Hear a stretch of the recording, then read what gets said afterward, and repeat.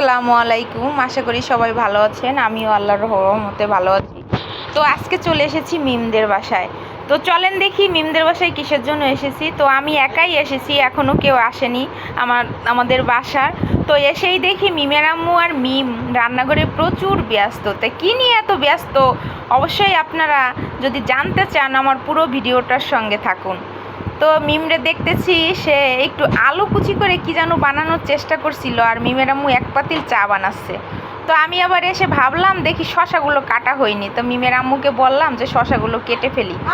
তো মিমের আম্মু নিষেধ করতেছিল, তো ভাবলাম কি যে না, অনেক কষ্ট তো সে মনে হয় সারাদিন করছে, আমি ঠিক জানি না, আমার মনে হচ্ছে। তো শশাগুলো আমি কেটে ফেলি। তো বসে গেলাম শশা কাটতে। তো এই যে শশা কাটতে বসে গেছি। তো এখন বলেন তো দেখি আপনারা কি হতে পারে আজকে এই বাসায়। তো মিমের আম্মু আবার বসে বসে আমাকে শশা কাটায় হেল্প করতেছে। তো যাই হোক, মনে হয় 2 কেজি শশার মতো কাটছি। এরপরে পেয়ারা নিয়ে আসছে পেয়ারা কাটার জন্য, দেশি পেয়ারা, দেখেন কি সুন্দর।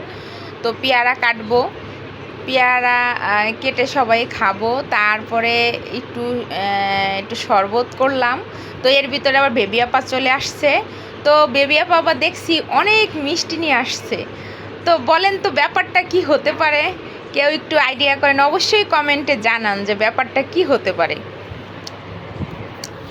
তো এই যে আমাদের বৌমা, এটা হচ্ছে আমাদের বরিশালের বউ এবং বরিশালের মেয়ে। তো এর ভিতরে শরবতটা রেডি করে ফেলেছি। এখন বৌমা এবং যারা এসেছে সবার সামনে শরবতটা নিয়ে যাচ্ছে মিমের আম্মু। আর এই যে বৌমার সঙ্গে এসেছিল বৌমার ননদ, এই যে একমাত্র ননদিনী।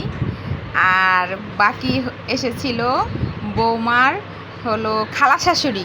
আমি আবার রিস্তাটা খুব কম মিলাইতে পারি, ভালো মিলাইতে পারি না। আর হলো নানি শাশুড়ি আর বৌমার শাশুড়ি।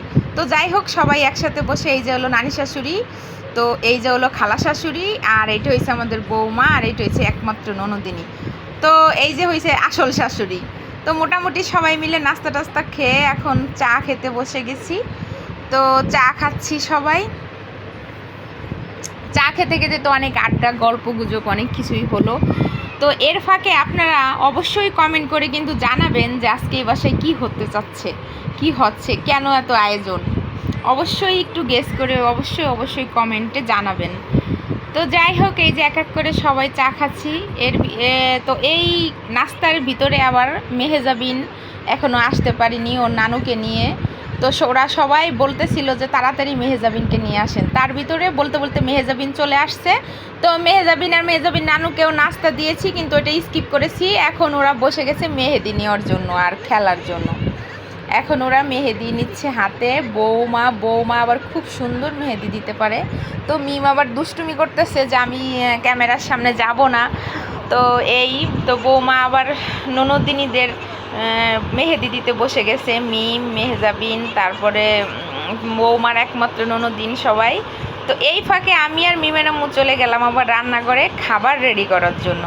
তো পোলাও সব কিছু খাবার, এই যে আমি মেরাম্মু বলতেছিল যে তুমি সুন্দর করে পরিবেশন করতে পারো, তুমি একটু করো। তা আমি সব কিছু একটু গুছিয়ে গেছি, যে মোটামুটি পরিবেশন করছি। যা যা রান্না করেছিল, মাছ, মুরগি, গরু মাংস, ডিম, পোলাও, শশা, এই ইত্যাদি ইত্যাদি আর কি যা রান্না করেছিল। তো এখন ছেলে মানুষরা সবাই খেতে বসবে। তো ছেলে মানুষরা হচ্ছে আমার হাজব্যান্ড, বউয়ের দেবর, বউয়ের হাজব্যান্ড, তারপরে বউয়ের দেবর আছে একটা না দুইটা জানি, যাই হোক এত রিস্তা টিস্তা আমি এত বুঝি না। তো এই যে হচ্ছে মিমের বড় ভাই। তো এই যে মিমের আব্বু কে কি খাচ্ছে না খাচ্ছে দেখতেছে। তো মোটামুটি সবাই খেতে বসে গেছে। তো আজকে আসলে আমাদের ছিল সবাই তো করে জামাই আদর, আসলে আমাদের ছিল বউ আদর। তো আজকে মিমের আম্মু বৌমাকে দাওয়াত দিয়েছিল ওনাদের বাসায়, আমাদের নতুন বৌমা আর কি, 1-2 মাস হয়েছে বিয়ে হয়েছে। তো সেই বৌমাকে আর কি দাওয়াত দিয়েছে।